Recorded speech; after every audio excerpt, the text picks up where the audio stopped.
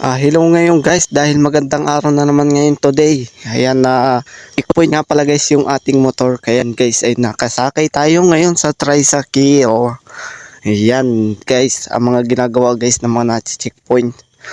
So ayun guys ay tayo naman guys ay papunta dito sa nandito tayo ngayon guys sa dito sa may gas station dito sa may ano ba tawag dito yung dito lang nga pala guys yan sa Talubatib. Ayan, kuha na rin nga pala guys kami ng tubig. Ayan guys, yung nagkuha na rin kami guys kanina ng tubig dahil ako ay na-stress na rin dito sa checkpoint. Joke lang guys, ganyan talaga guys.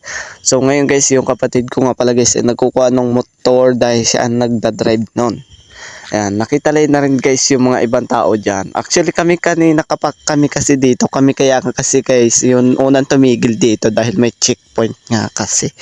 So ngayon guys, pagbalik namin dito galing kami sa gasoline station guys ay ganyan na pala guys dito ang pagkadabi-dabi na guys ng pulis pala dito guys sa unahan. Kaya so ngayon guys ay nandito kami na stranded, kasama na rin namin pala guys yan. So ngayon guys ay kinuha na rin namin pala guys yung motor dahil kami pupunta doon sa pinsan namin.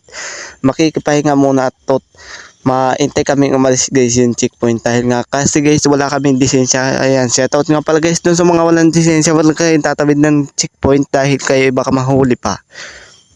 Ayan nga pala guys yung motor ni Kuya Renz. Ayan, nagpapais siya guys dyan si rider. Pinapais niya guys.